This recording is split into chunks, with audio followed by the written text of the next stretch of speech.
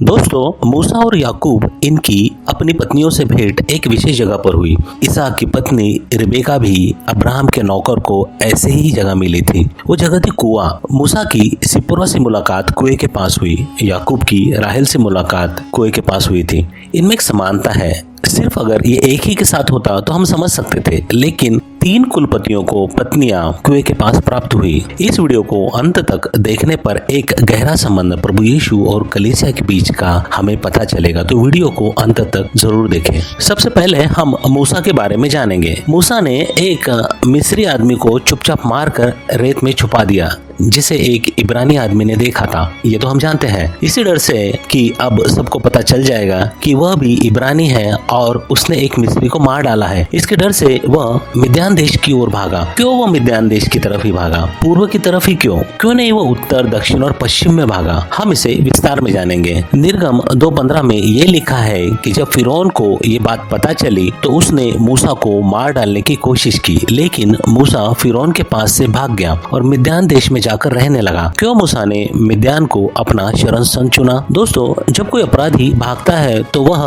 आमतौर पर भागने के लिए सबसे तेज और सुरक्षित रास्ता अपनाता है। तो यहाँ मूसा की दुविधा पर हम ध्यान देंगे। यहाँ पर हमें थोड़ा मिस्र का नक्शा देखना पड़ेगा। मूसा दक्षिण की ओर नहीं भाग सकता था। दक्षिण में नील नदी थी। ये सैकड़ों माइलों तक सूडान, कूश तक फैले हुई थी। अब अगर मूसा इस ओर भागता तो वो दक्षिण में अफ्रीका के जंगल में पहुंचने से पहले ही पकड़ा जाता, क्योंकि दक्षिण में नील नदी के आसपास मिस्री लोगों की बस्तियां थी। मूसा उत्तर की ओर फिलिस्तीन की तट की ओर भाग नहीं सकता था, क्योंकि उस ओर नाइल नदी का डेल्टा क्षेत्र था और उसका मार्ग किले और सैनिकी क्षेत्र से भरा हुआ था। ये किले मिस्र की उत्तरी सीमा का रक्षण करते थे। यहाँ पर मूसा काफी आसानी से पकड़ा जा सकता था। पश्चिम की ओर रेगिस्तानी भूमि थी जो बोझिल थी और कष्टदायी थी। यहाँ तेजी से भागने में मदद नहीं मिल सकती थी। इसलिए भागने के लिए पूर्व की ओर नीचे की तरफ सिनाई रेगिस्तान के पार जाने वाले रास्ते सबसे अच्छे थे। एक अलग देश में अकाबा के खाड़ी के पार पहुंचना सुरक्षित था। ये अलग अलग टोलियों की चरवाहों की भूमि थी और छिपने के लिए आदर्श भूमि थी। कई अभ्यासक ये भी कहते हैं कि मूसा को पता चला था कि वह इब्रानी है और इसलिए जहां इजरायली आबादी के कुछ लोग रह सकते होंगे वह क्षेत्र शायद कनान में होगा,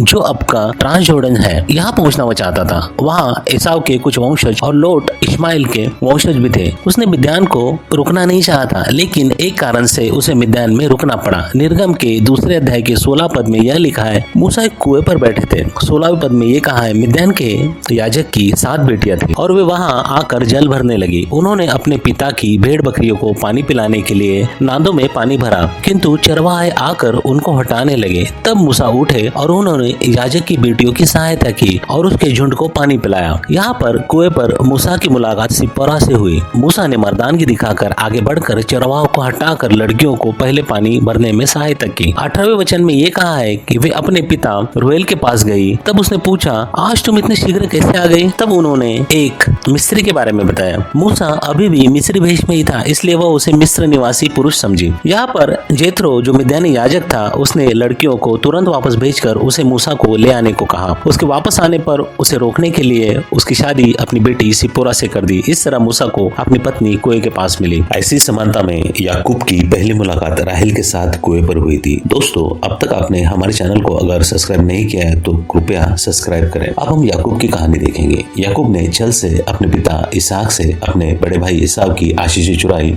उसके बाद रिबेका और इसहाक के कहने पर वह अपने मामा लाबान के पास पदन आराम में एक खेत के पास आया। उत्पत्ति 29 में ये बताया है, याकूब आगे बढ़ा, वह पूर्व के निवासियों के देश में आया। उसे मैदान में एक कुआं दिखाई दिया। वहाँ कुएं के पास भेड़ बकरियों के 3 झुंड बैठे हुए दिखाई दिए। कुएं के मुंह पर एक बड़ा पत्थर था। यहाँ हमें ये समझना है कि 3 झुंड के चरवाहे मिलकर भी कुएं के मुंह पर रखा पत्थर हटा नहीं सकते थे, इतना वो भारी था। इसलिए दिन होने पर भी वह रुककर दूसरे झुंडों का इंतजार कर रहे थे कि और चरवाहे आए और सब मिलाकर पत्थर हटाकर झुंड को पानी पिलाए। याकूब ये बात जानता नहीं था। वे चरवाहे हारान के थे और वे उसके मामा लाबान को जानते थे। जब याकूब ने मामा लाबान की कुशलता पूछी तब उन्होंने कहा, हाँ वह सकुशल है। और उन्होंने राहेल को उसे दिखाकर कहा कि देखो उसकी पुत्री भेड़ बकरियों के साथ यहाँ आ रही है। तब याकूब ने कहा, देखो अभी दिन बीतने में काफी समय शेष है और झुंड एक किए जाने का वक्त भी नहीं हुआ है, तो भेड़ बकरियों को पानी पिलाओ और उन्हें चराने फिर ले जाओ। तब उन चरवाहों ने कहा, हम अब ऐसा नहीं कर सकते। जब सब झुंड एकत्र हो जाएंगे तभी हम पत्थर हटाकर भेड़ बकरियों को पानी पिला पाएंगे। अब अगर राहेल आ भी जाती और याकूब से उसकी मुलाकात भी होती, फिर भी वह भेड़ बकरियों को पानी पिलाकर वापस लौट नहीं सकती थी, क्योंकि उन सबको रुकना पड़ता था। और जब बाकी सारे झुंड जमा हो जाते, उसके बाद सारे चरवाहा मिलकर पत्थर लुढ़का देते, उसके बाद ही सारी भेड़ बकरियां पानी पीकर लौट सकती थी। इसमें काफी देर हो सकती थी। इसीलिए याकूब एक अनोखी बात करता है। वो ताकतवर तो था, 10वें वचन में ये कहा है कि याकूब अपने मामा लाबान की पुत्री राहेल और उसकी भेड़ों को देखकर कुएं के पास गया और उसने अकेले से कुएं के मुंह के पत्थर को लुढ़का दिया। याकूब सही में ताकतवर था। इसके कुछ सालों बाद ही उसने स्वर्गदूत से मल्लयुद्ध कर पकड़ रखकर उससे आशीष प्राप्त की थी। इस पर हमने एक वीडियो बनाया है, जिसकी लिंक आपको डिस्क्रिप्शन में और आई बटन में मिल जाएगी। जो पत्थर 5-6 चरवाहा मिलकर निकाल सकते थे, वो पत्थर याकूब ने अकेले से लुढ़का दिया और राहेल के भेड़ बकरियों को पानी पिलाया। ये कर अपने ताकत और अपने मदद करने की खूबी को दिखाकर उसने राहेल का दिल जीत लिया। दोस्तों, इसहाक को भी पत्नी कुएं पर मिली थी, जो एलीजर सेवक के ऊंटों को पानी पिलाकर उसकी पत्नी बनी। इस वीडियो की लिंक भी डिस्क्रिप्शन में हमने दी है। इन तीनों कुलपतियों को अपनी पत्नियां कुएं पर ही मिली।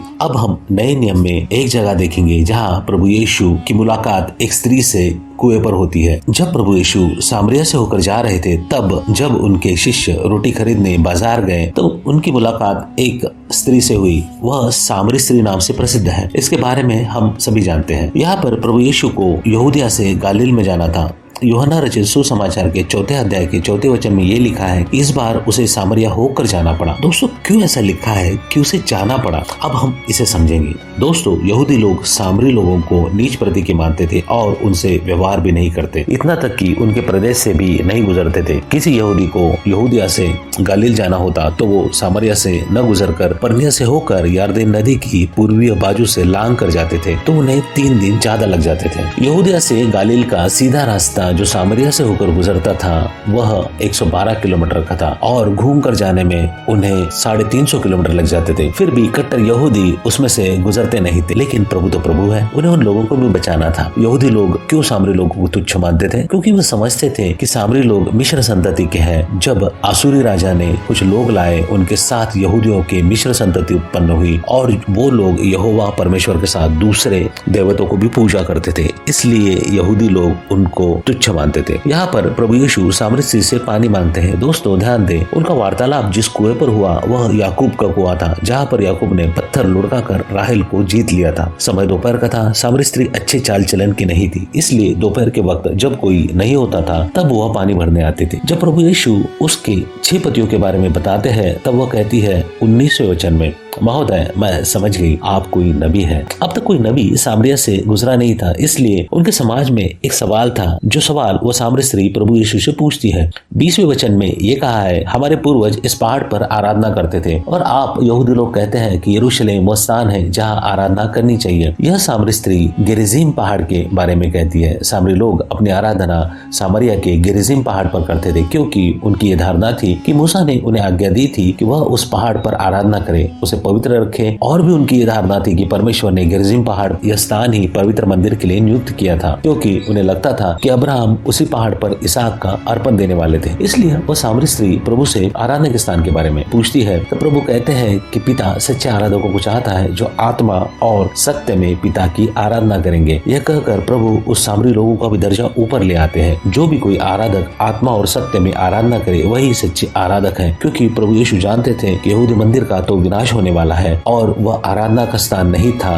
ना कि गेरिजिम पहाड़। अब इसके बाद वह स्त्री गांव में जाकर सबको बताती है प्रभु यीशु मसीहा के बारे में। वह पहली सुसमाचार देने वाली महिला थी जिसने खुलकर अपने पापों को बताकर लोगों को प्रभु यीशु मसीहा के बारे में सुसमाचार दिया, जिस वजह से लोग नगर से निकले और यीशु के पास आने लगे। उस स्त्री के कथन की वजह से बहुत से सामरियों ने यीशु पर विश्वास किया। प्रभु 2 दिन उन लोगों में रहे, तब लोगों ने माना कि वह सचमुच संसार के मुक्तिदाता है। यह सब उस याकूब के कुएं पर ही घटना हुई। प्रभु को सबसे पहली स्त्री जो सुसमाचार बताने वाली थी, वह उस कुएं पर ही मिली थी। कुआं पानी यह पवित्र आत्मा का चिन्ह है। प्रभु यीशु ने सामरिया में पहले ही शायद बता दिया था कि अन्य जाति भी प्रभु की कलीसिया बन जाएंगी, जिसे पौलुस ने अपने पूरे कार्य में सबसे बड़ा मुद्दा बनाकर अन्य जाति लोगों को मसीहा में ले आया था। प्रभु का वचन ही प्राण के लिए जीवित जल है।